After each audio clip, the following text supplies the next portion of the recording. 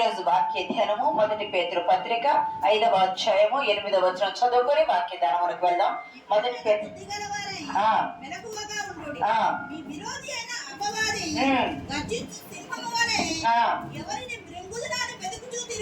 ఇక్కడ గమనించినట్లయితే మొదటి పేతురు పత్రిక 5వ అధ్యాయము 8వ వచనంలో నిబ్బరమైన బుద్ధి గలవారై మెలకువగా ఉండుడి, మీ విరోధి అయిన అపవాది గర్జించు సింహం వల్లే ఎవరిని మృంగుదా అని వెతకుచూ తిరుగుచూ ఉన్నాడు. ప్రియ సంగమా, ఈరోజు పేతురు భక్తి ద్వారా దేవుడు మనతో మాట్లాడే వాక్యం ఏంటంటే, మీరు ఎలా ఉండాలయ్యా అంటే మెలకువగా ఉండాలి అని చెప్తున్నాడు.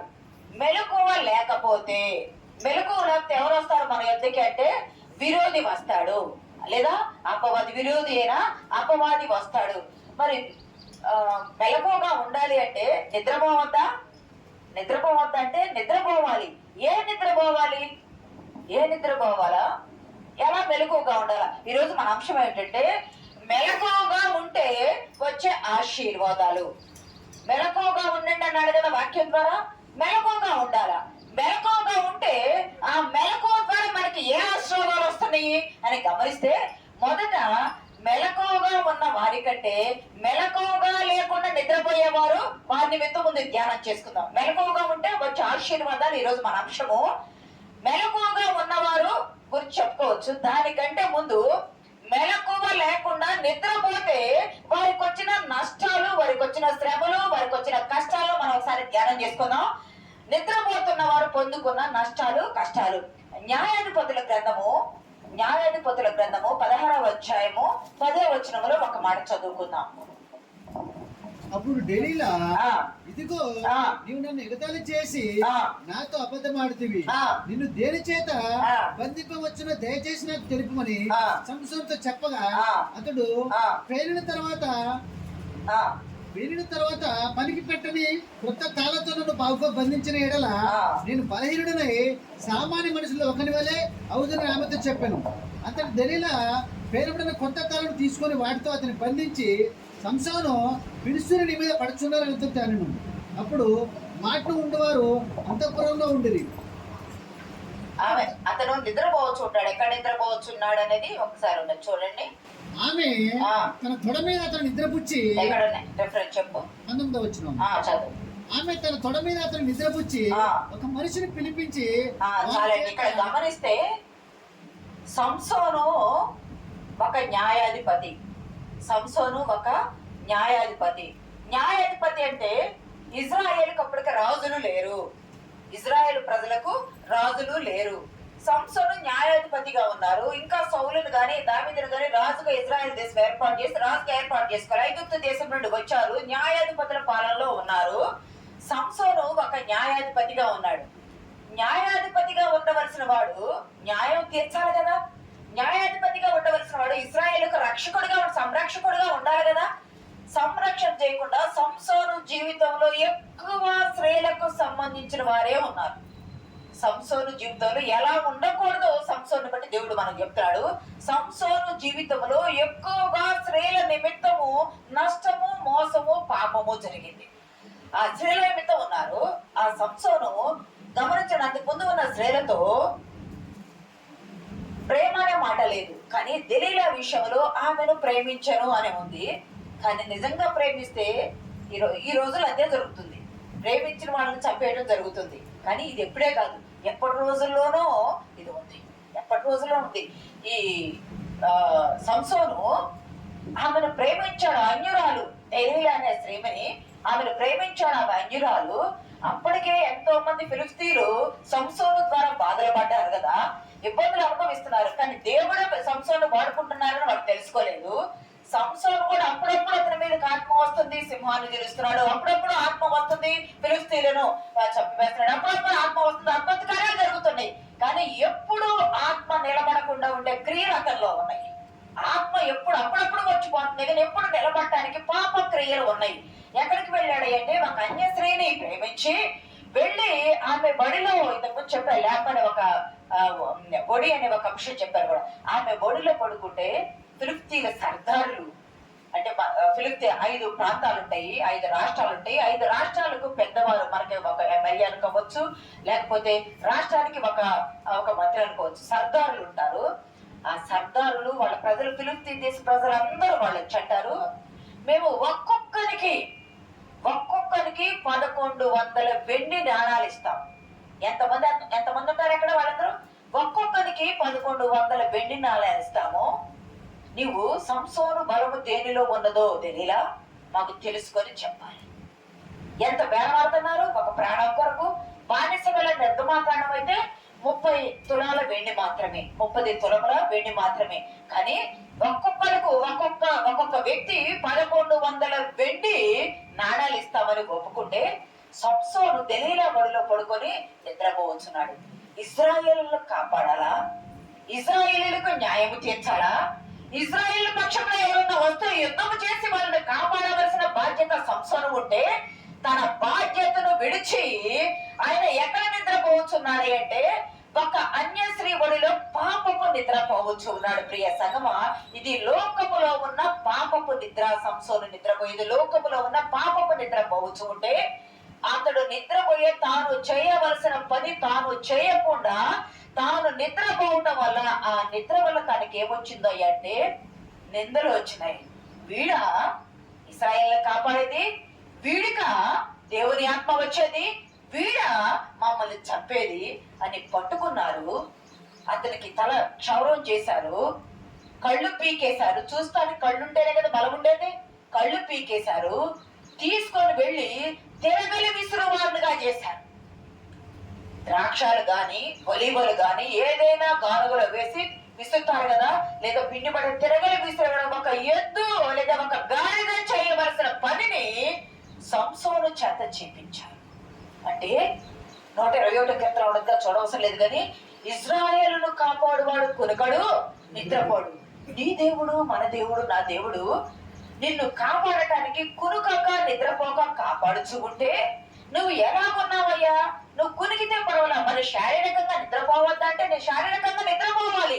కానీ ఆత్మీయ మెలకువ లేకుండా నిద్రపోతే, ఆత్మీయ మెలకువ లేకుండా నీకిచ్చిన పనిని నువ్వు వ్యర్థము చేస్తూ, నువ్వు చేయవలసిన పనికి నువ్వు కట్టుబడి లేక, నీ దేవుడు నీకు ఏ పనిస్తే ఆ పనిలో మనం ఎవరమై అంటే బానిసలమే. దేవుడు మనకిచ్చిన పనిలో మనం బానిసలమే. ఫస్ట్ మన వర్క్ ఉండాలా, తర్వాత మన ఫ్యామిలీ ఉండాలి. దేవుడు మనకిచ్చిన పనిలో మన వర్క్ ముందు పెట్టుకోవాలా, తర్వాత మనకు ఫ్యామిలీ ఉండాలా. వీటన్నిటికంటే ముందు దేవుడు ఉండాలా. నువ్వు దేవుని సన్నిధిలో చేయవలసిన పని చేయకుండా లోకములోని పాపపు నిద్రపోతూ ఉంటే నీకేమొచ్చిందయ్యంటే, నిన్ను హింసించారు, నిన్ను నిందించారు, నిన్ను బట్టి నీ దేవుడు అవమానపరచబడ్డాడు. నీకేమొచ్చిందయ్యంటే ఆ నిద్ర వల్ల మరణం వచ్చింది. లోకములో పాపపు నిద్రపోతే మరణం వచ్చింది. సంసోనికి మరణ నిద్ర వచ్చింది. గమనించండి, ఎంత పరాక్రమవంతుడు బలహీనుడైపోయాడు. నీ బలమంతా పోగొట్టుకుని బలహీనుడైపోయాడు. మనం ఈ లోకపు పాప నిద్ర పోకూడదు. ఈ లోకపు పాప నిద్ర పోకూడదు. ఎలాగుండాలి అంటే, దేవుడు మనకిచ్చిన పరిశుద్ధతను నిత్యము కట్టుకోవాలా. దేవుడు మనకిచ్చిన పరిశుద్ధతను నిత్యము కట్టుకొని పరిశుద్ధంగా ఉండటం మనం నేర్చుకోవాలా. నిద్రపోవద్దని నిద్రపోవచ్చు. ఏ నిద్ర పోకూడదు? ఈ లోకములో ఉన్న పాపపు నిద్ర పోకూడదు. 2వ చూద్దాం చూడండి, ఫాస్ట్ గా చెప్తాను. 2వ చూద్దాం చూడండి. యోనా గ్రంథము 1వ అధ్యాయము, యోనా గ్రంథము 1వ అధ్యాయము 5-6 వచనాలు. కాబట్టి నావికులు భయపడి ప్రతి వాడును తన దేవతను ప్రార్థించి ఓడ చులకన చేయుటకై అందులోని సరుకులను సముద్రంలో పారవేసిరి. అప్పటికి యోన ఓడ దిగువ భాగమునకు పోయి పండుకొని గాఢ నిద్రపోయి ఉండను. ప్రియ సంగమా, మొదటిగా సంసోను గాఢ నిద్రపోయాడు, పాపపు బడిలో పడుకొని. యోన ఎక్కడున్నాడు అంటే దేవుడు చెప్తున్నాడు, యోనా నువ్వు నినేవేకు వెళ్ళు. ఆ నినేవే గమనించండి, ఇరాక్ లోని ఉత్తర భాగం, నేటి ఇరాక్ ప్రాంతం ఉంది కదా, నేటి ఇరాక్ ప్రాంతంలోని ఉత్తర భాగంలో ఉన్నది. మొసూల్ అనే ప్రాంతంలో ఉంది. అంటే ఇరాక్ ఉత్తర భాగంలోని బాగ్దాద్ అనే దేశం ఉంది కదా, దానికి వాయువ్య దిశగా 220 మైళ్ళ దూరంలో మొసూల్ అనే పట్టణంలో నినెవే యొక్క శిథిలాలు కనుగొన్నారు. మొసూల్ అనే పట్టణం కనుక్కున్నారు. గమనించండి, యోనా అంటే గుబ్బ కదా. దేవుడు చెప్పాడు, యోనా ఈ నినెవే పట్టణములో 1,20,000 మంది పైన ఉన్నారయ్యా, వాళ్ళంతా అన్యులయ్యా, నీవు అక్కడికి వెళ్ళు, సువార్త ప్రకటించి వాళ్ళకు. సువార్త ప్రకటించాయంటే యోనా నా దేశ ప్రజలు కాకుండా, నా జాతి ప్రజలు కాకుండా అన్యులు ఎందుకు సువార్త ఎందుకు పోవాలో? దేవుడు మా దేవుడని అన్యులకు సువార్త ప్రకటించడానికి ఇష్టం లేక ఎక్కడి నుండి పారిపోతున్నాడు అంటే యెహోవా సన్నిధి నుండి పారిపోతున్నానని చెప్పాడు. 139 కీర్తన ఉంటుంది కదా, చూడవసరం లేదు కానీ దావీదేమంటాడు, అయ్యా నేను ఆకాశంలోకి ఎక్కితే నువ్వు అక్కడ ఉన్నావు, నేను పాతాళంలోకి వెళ్తే నువ్వు అక్కడ ఉన్నావు, నేను సముద్ర దిగంతముల వరకు వెళ్తే నీవు అక్కడ ఉన్నావు. అంటే దేవుడు లేని చోట్లేదు. ఆకాశంలో లేడా? పాతాళంలో లేడా? సముద్ర దిగంతాలకు రెక్కలు కట్టుకోకపోతే అక్కడ లేకుండా ఉన్నాడు. ఎక్కడైనా దేవుని నామం ఉంది. నినేవే అంటే మ్యాప్ లో చూస్తే పై ఎత్తున ఉంటది. మెసొపొటేమియా, టైగ్రిస్ నదుల పక్కన ఉన్నటువంటి ఎత్తైన ప్రాంతంలో నినేవే ఉంటది. ఇరాక్ ఆ ప్రాంతంలో. యొప్పే ఎక్కడికి వెళ్ళాడయ్యా? నినేవేకి వెళ్ళాయంటే నినేవేకి వెళ్లకుండా యొప్పేకి వెళ్ళాడు. మ్యాప్ లో మధ్యధరా సముద్ర తీర ప్రాంతంలో యొప్పే కింద భాగంలో ఉంటది. నువ్వు పైకి వెళ్ళాయా, నువ్వు ఉన్నత స్థితికి వెళ్ళాయా యోనా అంటే ఉన్నత స్థితికి వెళ్లకుండా ఎక్కడికి వెళ్ళిపోయాడు? యొప్పేకి వెళ్ళిపోయాడు. అంటే దిగువ భాగానికి క్రిందికి దిగిపోయాడు. తన స్థితి పారిపోవడం, దేవుని సన్నిధి నుండి పారిపోవటము దిగిపోవడానికి, పాతాళానికి దిగడానికి సూచిస్తా ఉంది. దిగిపోయి యొప్పేకి దిగి వెళ్ళాడు. యొప్పే ప్రాంతం దిగువ భాగము దిగు వెళ్ళాడు. యొప్పేకి వెళ్ళాడు. తర్షీష్ అనే ఓడ ఎక్కి కేవు డబ్బులు ఇచ్చేశాడు. ఓడ ఎక్కాడు. ఎక్కాడు. ఓడ ఇంగ్లీష్ భాగంలో చూస్తే ఓడ అడుగు భాగమునకు వెళ్ళాడు. యొప్పేకి దిగి వెళ్ళాడు. ఓడ అడుగు భాగమునకు దిగి వెళ్ళాడు. తుఫాన్ వచ్చింది. ఇందాక మనం చదువుకున్న 65 కీర్తనలో ఒక మాట ఉండదు కదా, సముద్రపుల ఘోషను వాటి తరంగముల ఘోషను దేవుడు అణచువాడు. దేవునికి అసాధ్యమా? ఏది కాదు కదా. దేవుని నుండి నువ్వు తప్పించుకొని అసాధ్యం చేసుకోవాలని, అసాధ్యమైనది సాధ్యం చేసుకోవాలని యోనా పారిపోతావంటే దేవుని కనుదృష్టి లోకమంతగా సంచారం చేసింది కదా. ఓడ దిగువ భాగానికి పోయి ఉన్నాడని దేవుడికి తెలియదా? తుఫాను రేపాడు. అప్పటి వరకు లేదు. తుఫాను రేపాడు. తుఫాను రేపితే అందరూ వచ్చారు. చూడండి, సువార్త ప్రకటించాలా? సువార్త చేయవలసిన ప్రవక్త సువార్త పరిచర్య చేయకుండా నిద్రపోతూ ఉన్నాడు. అన్యులైన నావికుడు వచ్చి, ఓయి నిద్రపోతా, చూడండి ఎంత మాట అనిపించుకున్నాడు, ఓయి నిద్రపోతా నీకేం వచ్చింది అంటే, అంటారు కదా మన భాషలో అంట, నీకేం పోయాకాలం అంటారు చూసారా, నీకేమీ వచ్చింది, ఓయి నిద్రపోతా నీకేమీ వచ్చింది. పోయాకాలం వచ్చిందా? ఎంత తుఫాను వస్తుంది, నువ్వు ఓడ దిగువ భాగానికి వెళ్ళి పడుకొని నిద్రపోతున్నావు, లేచి నీ దేవుణ్ణి అంటే అందరూ ప్రార్థన చేసుకున్నారు, అందరూ పడిపోతున్నారు, సరుకులన్నీ సముద్రంలో పారవేస్తున్నారు. గమనించండి, యోనా చెప్పాడు, నీ దేవుడిని ప్రార్థన చేయి. చీట్లు వేసుకున్నారు. ఎవరి వల్ల వచ్చింది ఈ పాపము? పాత నిబంధన కాలంలో ఒక పాపం వచ్చిందంటే ఒక మనిషి తన పాపాన్ని ఒప్పుకొని దేవుని వైపు తిరిగితే చాలు అనుకుంటారు. కానీ నూతన నిబంధనకు వచ్చరికి పాపాలు ఒప్పుకోవాలా, విడిచిపెట్టాలా, పశ్చాత్తాపడాలా, రక్షణ పొందాలా. పాత నిబంధనలు ఒప్పుకొని, అయ్యా నాకు తప్పని ఒప్పుకొని దేవుని వైపు తిరిగితే చాలు. కానీ నూతన నిబంధనకు వచ్చేటప్పుడు ఒప్పుకొని విడిచిపెట్టి పశ్చాత్తాపడి నువ్వు రక్షణ పొంది దేవుని బిడ్డగా అంగీకరించబడాలా, దేవుని ఆత్మతో నింపబడాలా. ఈ ఓడ నావికుడు ఓయి నిద్రపోతే నీకేమో వచ్చిందన్నారు. ఇంకా తగ్గటలా, తుఫాన్ ఇంకా తగ్గట్లా, భయం వేసింది. చీట్లు వేశారు ఎవరి వల్ల పాపం వచ్చిందని. యోనా పేరు పడింది. యోనాను పోయి అడిగాడు, నువ్వేం చేసావయ్య అంటే, గమనించండి, అన్యులకు సువార్త చెప్పడానికి ఇష్టపడలేదు కదా. అన్యులకు నేను సువార్త చెప్పనని ఓడెక్కి పారిపోవాలనుకున్నాడు. కానీ ఓడలో సువార్త ప్రకటిస్తున్నాడు. ఆశ్చర్యంగా తనకి తెలియకుండా ప్రకటిస్తున్నాడు. ఎలా ప్రకటిస్తున్నాడు? అయ్యా, నేను జీవం గల దేవుడైన ఆకాశానికి, భూమికి, సముద్రానికి సృష్టికర్త అయిన యెహోవాను ఆరాధించేవాడయ్యా నేను. నా దేవుడు ఎటువంటి దేవుడు? ఆకాశానికి, భూమికి, సముద్రానికి, వాటన్నిటికీ కూడా సృష్టికర్త. అంత సృష్టికర్త సన్నిధి నుండి నేను పారిపోతున్నానంటే మరి ఎక్కువగా భయపడ్డారంట. ఇది నీ వల్ల వచ్చింది, మరి ఏం చెయ్యాలంటే, గమనించండి, యోనా పారిపోవాలనుకున్నాడు. ఎప్పటికి వెళ్ళాడు, ఓడ దిగువ భాగానికి వెళ్ళాడు. మరి ఎట్టేయాల సముద్రంలో పడవేస్తే ఏదో ప్రీతికి నేను ఒడ్డుకు చేస్తాననుకున్నాడేమో తెలియదు. ఎట్ట తగ్గిద్దయ్యా అంటే సముద్రంలో వేయండి నన్ను అన్నాడు. సముద్రంలో వేయంటే ఓడ నావికులు భయపడ్డారు.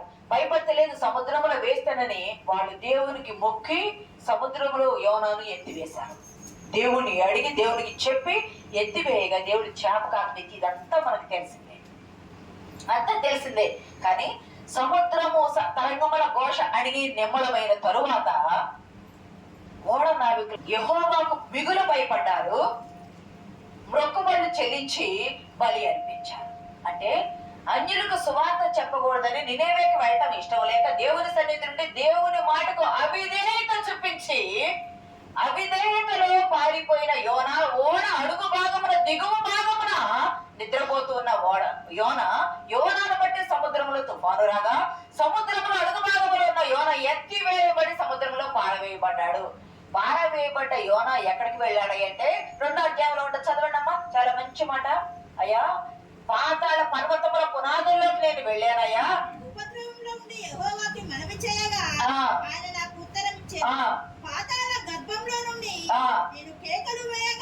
ఎక్కడికి వెళ్ళాడయ్యా? దిగువ భాగానికి వెళ్ళాడు. ఎప్పుడంటే దిగువ భాగానికి వెళ్ళాడు కదా, అక్కడ నుండి ఓడ దిగువ భాగానికి వెళ్ళాడు. ఓడలో నుండి సముద్రపు అడుగు పర్వతాలు పాతాళ లోకపు దిగువ భాగానికి వెళ్ళాడు. ఇంకా అంతకంటే దిగువ భాగం ఎక్కడ కూడా లేదు. పాతాళ గర్భములోని దిగువ భాగానికి వెళ్ళి పర్వతపు పునాదులు అడుక్కు వెళ్ళి, అంటే ఆ చేప అడుగు భూమి అడుగు పర్వతాల అడుగు భాగమును తాకి పైకి వస్తుంది. అక్కడున్న సముద్రపు నాచు ఆ కరుళ్ళ అలలు నన్ను చుట్టుకొని ఆ నీళ్లు మింగేటప్పుడు నాచు అంతా బయటికి పోయి తర్వాత అది బయటికి కక్కివేస్తుంది కదా. ప్రియ సంగమా, ఒక మనిషి అవిధేయతలో పారిపోతే అక్కడేమో సంసోను లోక పాప నిద్రలో ఉండి మరణానికి అప్పగించబడ్డాడు, దేవుని నామం అవమానపరచబడేటట్టు అయ్యాడు. ఇక్కడ యోన ఘనమైన దేవుణ్ణి విడిచి ఘనమైన దేవుని పిలుపును తిరస్కరించి విధేయుడు కాక అవిధేయత స్థితిలో పారిపోయి పాతాళ గర్భములోకి వెళ్ళి అక్కడుండి మొరపెడుతున్నాడు. అయ్యా నువ్వు కృపగలవాడవయ్యా, కరుణ గలవాడవయ్యా. మన దేవుడు ఏ దేవుడు అంటే నువ్వు ఏ స్థితిలో ఉండి మొరపెట్టినా నీ హృదయం విప్పి ఏ స్థితిలో ఉండి కన్నీరు విడిచి మొరపెడితే నీ హృదయం విరిగి నలిగిన హృదయంతో మొరపెడితే నీ మొర వినే దేవుడు మన దేవుడు. నీ మొర విని నిన్ను కాపాడి నిన్ను ఆదుకునే దేవుడు. నామకార్థ క్రైస్తవ జీవితం జీవిస్తే కార్యాలు జరగబోవు.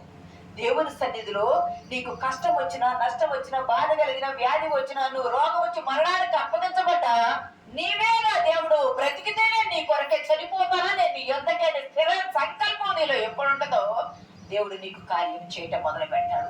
జరిగినయా దేవా నీకేనే, జరగలేనా నువ్వు నాకు దేవుడు కాదంటే జరిగినా జరగకపోయినా నువ్వు నమ్మినా నమ్మకపోయినా దేవుడు నమ్మదగిన వాడుగానే ఉంటాడు. మనమైతే నమ్మదగిన వాడము కాము, దేవుడైతే నమ్మదగిన వాడు. ఇక్కడ గమనిస్తే యోన పాతాళ గర్భములోకి వెళ్ళి ఆశ కలిగి మొరపెడుతున్నాడు. ఏమంటాడంటే అయ్యా నువ్వు నన్ను పైకి తీసుకురా, నేను నీకు మొక్కుబళ్ళు చెల్లిస్తాను. మొక్కుబళ్ళు ఎప్పుడు చెల్లిస్తాను? బ్రతుకుంటే చెల్లించేది. నేను నీకు మొక్కుబళ్ళు చెల్లిస్తానయ్యా అని దేవునికి మొక్కుబడి చెల్లిస్తానని వడంబడికి చేసుకున్నాడు. యాకోబు చేసుకున్నాడు కదా, నేను ఒట్టికాలతో వెళ్తున్నా తిరిగి నన్ను నా తండ్రి ఇంటికి తీసుకురా నీకు 10వ వంతు ఇస్తాను మొక్కుబడి చేసుకున్నాడు కదా అది కాలంలో. అలాగే యోనా కూడా మొక్కుబడి చేసుకున్నాడు. ప్రియ సంగమా, దేవుని బిడ్డలారా, ఎందుకు వెళ్ళారన్నాడు అంటే యోనా 700 క్రీస్తుకు పూర్వం 702 ఆ ప్రాంతంలో అషూరు అనే వాళ్ళు ఈ నినెవే ప్రాంతాన్ని అషూరీలు నివాసం చేసేవాళ్ళు. క్రీస్తుకు పూర్వం నెబుకద్నెజరు కంటే ముందు ఈ అషూరీలు ఇజ్రాయేలు 10 గోత్రాల వారిని చెరకు పట్టుకొని వెళ్ళారు. ప్రియ సంగమా, దేవుని బిడ్డలారా, అన్యులు అయిపోయారు. ఎక్కడెక్కడ పెట్టారో కూడా తెలియదు. అన్యులు వారి దేవుడు తప్ప వేరే దేవుడిని ఆరాధించే వాళ్ళే కాదు. అషూరులు మూర్ఖ స్వభావం కలిగిన వారు. అటువంటి మూర్ఖ స్వభావం ఉన్న వాళ్ళకి చెబితే వింటారా? వినరు కదా. అందుకని నేను అక్కడికి పోను అని చెప్పి పారిపోయే మనసు కలిగి పారిపోతున్నాడు. కానీ దేవుడు ఒక మాట, దేవుడు తాను ఏదైనా ఒక ప్రణాళిక చేసుకొని చెయ్యాలనుకుంటే ఆలస్యం కావచ్చేమో కానీ ఆ కార్యం జరగకుండా మనదు. మరీతో దోతంటది కదా, దేవుడు చెప్పిన ఏ మాట అయినను నిరర్థకము కానేరదు. దేవుడు ఒక్కసారి ప్రణాళిక వేసి ఇలాగ జరగాలి అని అనుకుంటే నీవు నేను తప్పిపోవడానికి ఎవరివి? మనం తప్పిపోయి అపవాది చేతుల్లో పడతామేమో, కానీ గురి కలిగిన దేవుడు, గమ్యం ఎరిగిన దేవుడు గమ్యానికి ఏ రీతిగా చేర్చాలో ఆయన ఆ రీతిగా చేరుస్తాడు. సంసోను గమ్యం తప్పిపోయాడు, కానీ చివరిలో సంసోను దేవుడికి మొరపెట్టాడు. ఒక్కసారి జ్ఞాపకం చేసుకోయండి, దేవుడు జ్ఞాపకం చేసుకున్నాడు కదా. యోనా కూడా చేప కడుపులో ఉండి, యోనా చేప కడుపులో 3 దినాలు ఉండటం యేసుక్రీస్తు ప్రభు వారు సమాధిలో ఉండటానికి సాదృశ్యం. అందుకే ప్రభు వారు కూడా యోనా కాలంలో జరిగిన సూచక్రియగా మరి మీకు ఏది జరగదని యేసు ప్రభు వారు కూడా ఎత్తి చెప్పారన్నమాట. ఈ 3 దినము మన బయటికి రావటము చేప కక్కి వేసింది. గమనించండి, కక్కి వేయట అంటే అవిధేయత. అవిధేయత లోపలికి పోయేది మంచిదే, బయటికి వచ్చేది చెడుది. అవిధేయత ద్వారా కక్కి వేయబడ్డాడు. యోనాలో ఏముందయ్య అంటే అవిధేయత. దేవుని పిలుపును వినలేని అవిధేయత ఉన్నది కాబట్టి అవిధేయత నిద్రపోయాడు యోనా. సంసోనేమో లోకపు పాప నిద్రపోయాడు, యోనానేమో అవిధేయత నిద్రపోయాడు. కానీ చివరికి దేవునికి మొరపెట్టగా మొర వినే దేవుడు విడిచిపెట్టే దేవుడు కాదు కదా. మొర విని యోనా చేపకు ఆజ్ఞివ్వగా చేప వచ్చి ఒడ్డున కక్కి వేస్తే మళ్ళా నినేవేకి వెళ్ళి చొచ్చుకుంటా వెళ్ళాడు. నినేవేకి వెళ్ళి అక్కడ సువార్తను ఒక్క దినమే ప్రకటించాడు. 3 దినాలంత దూరము ఒక్క దినము ప్రకటించగానే రాజుతో సహా మారిపోయాడు. దేవుడు అంటాడు కదా, 1,20,000 మంది ప్రజలుంటే నేను ఎలా బాగొట్టుకుంటాను యోనా. ఎంత ప్రేమ కలిగిన దేవుడు, ఎంత జాలి కలిగిన దేవుడు. అన్యుల మీదే ప్రేమ కలిగి ఉంటే మరి తన నమ్మిన బిడ్డల విషయంలో దేవుడు ప్రేమ కలగకుండా ఉంటాడా? నీ క్రియలు జాగ్రత్తగా చేసుకోవాలి కదా, నీ ఆలోచనలు జాగ్రత్తగా ఉండాలి కదా, నీ పరిశుద్ధతను నువ్వు సన్మానించాలి కదా, దేవుడిని నువ్వు గౌరవపరచాలి కదా, గణపరచాలి కదా. గమనించండి, దేవుడు నీకు పిలుపునిస్తే ఆ పిలుపును నిర్లక్ష్యం చేయకూడదు. దేవుడు నీకు ఒక పనిస్తే నువ్వు న్యాయాధిపతి పనిలో ఉన్నావా, నీ పనిని నమ్మకంగా చేయి.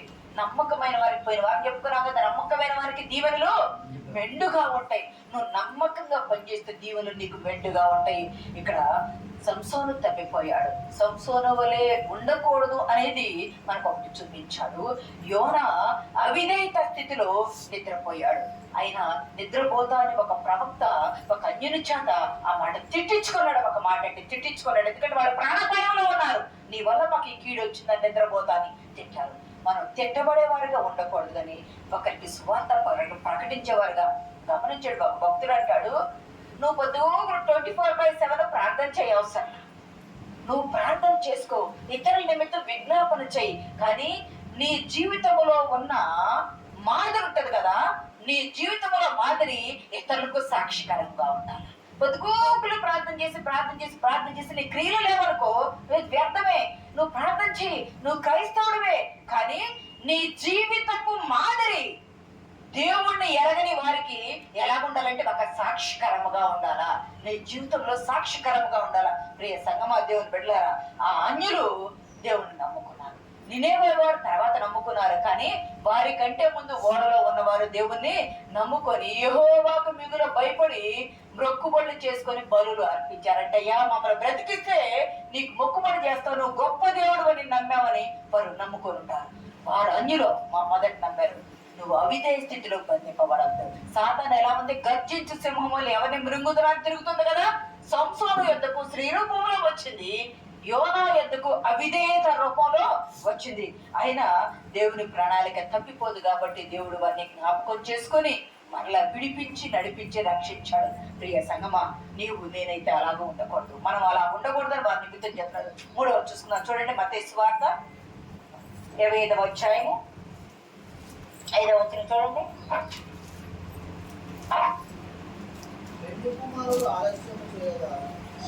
గట్టిగా గమనించినట్లయితే ఇక్కడ మనం చాలా సార్లు చెప్తున్నాం 10 మంది కన్యకల గురించి ఉంది. అంటే ఈ ఈ ఉపమానం, దేవుడు చెప్పిన ఉపమానంలో యేసుక్రీస్తు రాకడ గురించి సిద్ధపాటు కలిగి ఉండే వారి గురించి చెప్పబడింది. 10 మంది కన్యకలు ఉన్నారు. 10 మందిలో మొట్టమొదట ఇవ్వబడింది 5 బుద్ధి లేని వారు. 5 బుద్ధి లేని వారు. గమనిస్తే మనం ఇక్కడ ఒక చిన్న ఉదాహరణ చెప్పుకోవచ్చు. మనం ఇక్కడ నుండి ఏదైనా ఒక ప్రాంతానికి వెళ్ళేటప్పుడు బస్సులో వెళ్తాము, రైల్లో వెళ్తాము, లేకపోతే ఓడలో వెళ్తాము, లేకపోతే విమానం మీద వెళ్తాము. విమానాల్లో అట్లా ఓడలో వెళ్ళాలనుకున్న పాస్పోర్ట్లు ఉండాలి. విమానంలో వెళ్ళాలనుకుంటే దానికి డబ్బు తీసుకుంటాము, టికెట్లు తీసుకుంటాము, పాస్పోర్ట్ మన దగ్గర ఉండాలా, కొన్ని వీసా తెచ్చుకోవాలా, మనం ఎక్కడికి వెళ్ళాలో కరెక్ట్ అయిన అడ్రస్ మనకు ఉండాలి, ఇవన్నీ ఉండాలి, మన లగేజ్ మనతో ఉండాలి. ఇవన్నీ తీసుకొని ఎక్కడికి వెళ్తాము, ఒక గురిగరికి వెళ్తాం. వెళ్ళేటప్పుడు రైల్లో కానీ, బస్సులో కానీ, విమానంలో కానీ నిద్రపోకుండా ఉంటామా? నిద్రపోతాం. అంటే మనం ఎలా ఉన్నాము?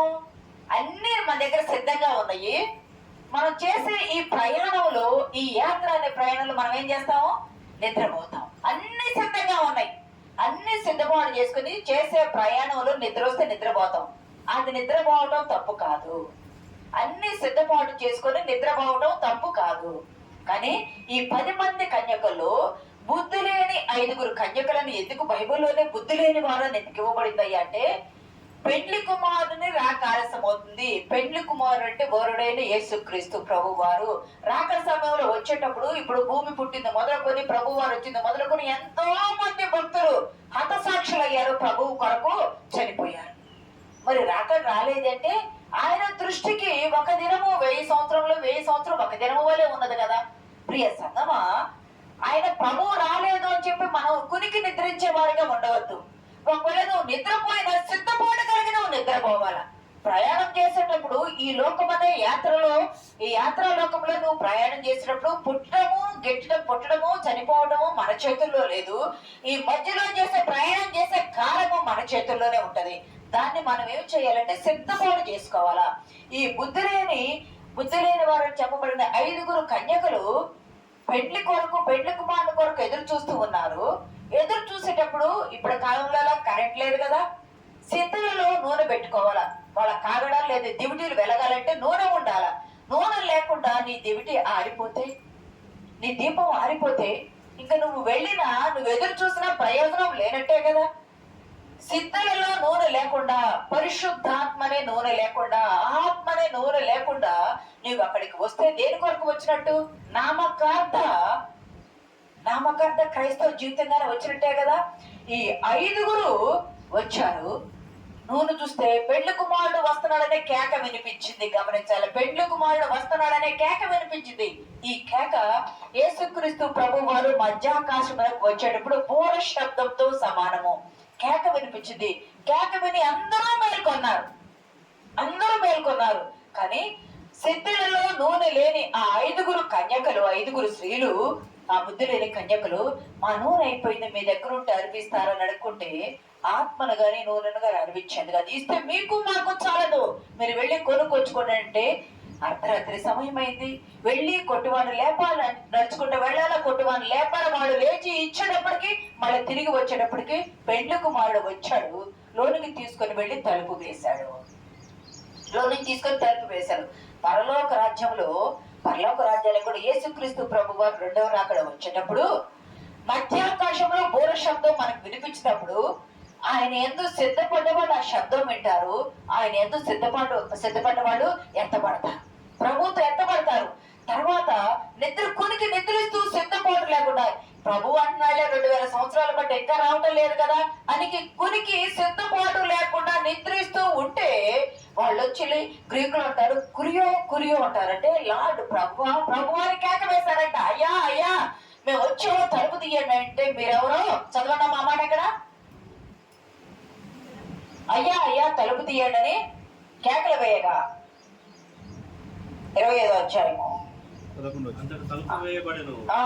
తర్వాత తక్కిన కన్యకలు వచ్చి అయ్యా మాకు తలుపు తీయమని అడగగా అతడు మీకు నెరవేరని మీతో నిశ్చయముగా చెప్పుచున్నాను, ఆ దినమైన గడియను మీకు తెలియదు కనుక మేలుకోగా ఉండదు. ప్రభు అంటాడు, నేను ఎప్పుడు వస్తానో మీకు తెలియదు, ఆ దినమైన గడి అని మీకు తెలియదు. మీరు సిద్ధపాటు కలిగి ఉండాలి అంటే నిద్రపోవద్దు అని కాదు. భౌతికమైన నిద్ర, ఆహారము, అలసట సహజంగా శరీరానికి వస్తాయి. ఎక్కువ దూరం నడిచినప్పుడు, ఎక్కువ వర్క్ చేసి అలసిపోయినప్పుడు భౌతికంగా శారీరకమైనటువంటి నిద్ర వస్తుంది. నిద్రపోతున్నారు కదా అని అంటే ఆత్మలో సిద్ధపడి ఉండాలా. నా దేవుడు కూర్చున్న పడంగా ఇప్పుడు వచ్చిన నా ప్రభు వచ్చిన నా ప్రభువుతో పాటు నేను ఎత్తబడాలి అనే ఆత్మ సంకల్పం నీలో ఉంటే సిద్ధపాటు కలిగినే ఉండాలా. సిద్ధపాటు లేకపోతే అయ్యా నేను రోజు ప్రార్థనకు వెళ్తా, పొద్దున 4 లేచి ప్రార్థన చేసుకుంటా, అయ్యా నువ్వు నేను ఎందుకు వచ్చానయ్య అంటే నీవెవరో ఇంకో చోట అక్రమం చేయవాళ్ళు నా ఇద్దరిని మీరు తొలగిపో, మీరెవరో నాకు తెలియదు, మీరెవరో నాకు తెలియదు, మీరు సిద్ధపాటు లేదు, మెలకువ కలిగి ఉండాలా. మెలకువ కలిగి ఉండాలి అంటే ప్రియ సంగమా నిద్రపోకుండా ఉండమని ప్రభు చెప్పటం లేదు, నిద్రపోకుండా ఉండమని చెప్పటం లేదు. నువ్వు ఎప్పుడు ప్రభు వచ్చినా నీ ఆత్మ మేల్కొని ఉండాలి. ఎక్కడ ఉన్నా నీవు క్రీస్తుకు బిడ్డగా క్రైస్తవులుగా నీవు జీవించాలి. నువ్వు ఏ స్థితిలో ఉన్నా ఏ పరిస్థితిలో ఉన్నా క్రీస్తుకు బిడ్డగా నిరంతరము మెలకువగలిగి ఉండాలి. యేసు రాక కొరకు ఓపికతో కనిపెట్టాలని చెప్పడానికి ఇది మనకు చూసేస్తుంది. చివరి చూస్తున్నాం చూడండి అపొస్తలుల కార్యాల గ్రంథము 20వ అధ్యాయము 9వ వచనం చదవండి. అప్పుడు కూర్చోండి గాఢ నిద్రపోయి పౌలు చాలాసేపు ప్రసంగించుచుండగా నిద్రాభారము వలన జోగి 3వ అంతస్తు నుండి కింద పడి చనిపోయిన వాడై కొట్టబడేది. ప్రియ సంఘం ఇక్కడ గమనిస్తే ఐతోకు అనే ఒక వ్యక్తి అపొస్తలుడు పౌలు సువార్త ప్రయాణాలు చేస్తూ ఫిలిప్పి ఆ ప్రాంతం మాసిదోనియా ప్రాంతాన్ని దాటుకొని త్రోయ అనే ప్రాంతానికి వచ్చాడు. త్రోయ అనే ప్రాంతానికి వచ్చినప్పుడు అక్కడ యేసుక్రీస్తు ప్రభు వారి గురించి అప్పుడే కదా యేసుక్రీస్తు ప్రభు వారు చనిపోయి సమాధి చేయబడి తిరిగి లేచి పునరుద్ధారుడై అందరికీ కనిపించిన ఆ సువార్త అప్పుడే కొత్తగా వస్తుంది. అప్పటి వరకు పాత నిబంధనే ఉన్నది, బైబిల్ రాలా, ఇంకా పాత నిబంధన వరకే ఉన్నది. అయ్యి అందరి దగ్గర తెలియదు, ఎవరైనా చెబితే వింటమే తప్ప ఎవరి దగ్గర లేదు. మొన్నటి వరకు విలియం కేరీ బైబిల్ ప్రింట్ చేసే వరకు బైబిల్ ఐబిఎల్ వాళ్ళు ఇండియన్ బైబిల్ ఐబిఎల్ వాళ్ళు ప్రింట్ చేసే వరకు కూడా మనకు బైబిల్స్ ఎవరి దగ్గర లేవు, ఎవరో ఒకళ్ళ దగ్గర ఉంటాయి. కానీ పౌలు నోటి ద్వారా తాను పొందినటువంటి అనుభవాలు, ప్రభు నిమిత్తం ఉన్న అనుభవాలు, ప్రార్థన సహవాసం, ప్రభు కొరకు తాను ప్రభు బిడ్డల్ని హింసించిన అవన్నీ సంఘముల సాక్ష్యాలుగా చెప్తూ త్రోయ అనే ప్రాంతానికి వచ్చి 7 రోజులు గడిపాడు.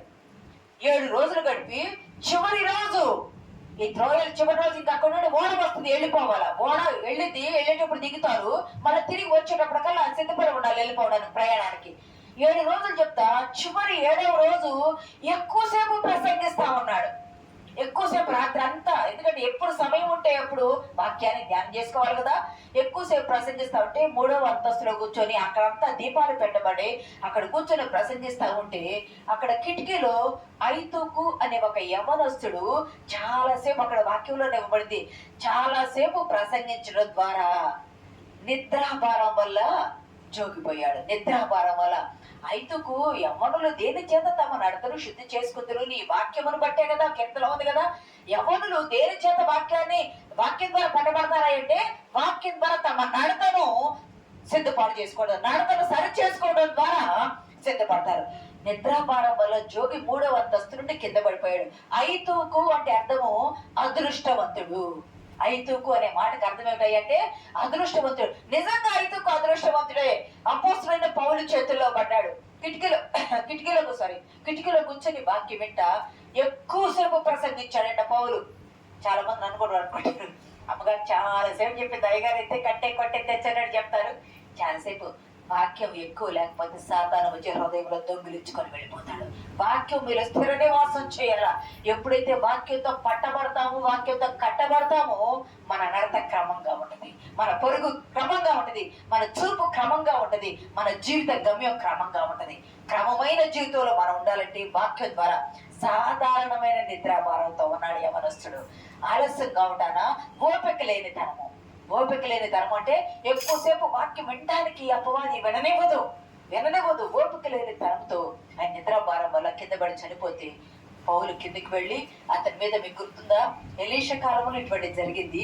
ఏలియా కాలంలో ఒక బాలుడు చనిపోతే మీద భారం చాపుకొని పడుకొని ఆ బిడ్డను మీద హత్తుకొని ఉన్నప్పుడు లేచాడు. పౌలు కూడా వెళ్ళి ఆ బిడ్డ మీద పడుకొని కౌగులించుకొని ఆ బిడ్డను దగ్గర తీసుకొని కౌగులించుకున్నప్పుడు ఇతనిలో ఉన్న ఆత్మ నడిపింపు అతన్ని బ్రతికించింది. తిరిగి లేపి మళ్ళీ వెళ్ళి పౌలు మళ్ళీ ప్రసంగించాడంట. ప్రియ సంగమా, నిద్ర వద్దా అంటే శారీరకమైన నిద్ర అవసరమే మనిషికి. నిద్ర లేకపోతే మనిషి చనిపోతాడు. నిద్ర ఉండాలి. ప్రభువే పగలొచ్చి రాత్రిని ఇచ్చాడు. అయితే ఎటువంటి నిద్ర ఉండాలి అంటే మొదటి దశలోనికై పత్రిక 5వ అధ్యాయం 10వ వచనం ఒకసారి చదవండి. 5:10 మొదటి దశలోనికై పత్రిక. మనము మేల్కొని ఉన్నాను, నిద్రపోవచ్చున్నాను,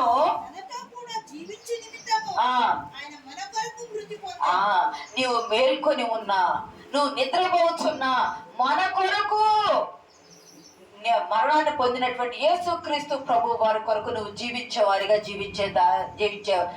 బిడ్డగా నువ్వు ఉండాలా. ప్రియ సంగమా, నువ్వు మేల్కో, నువ్వు నిద్రపో.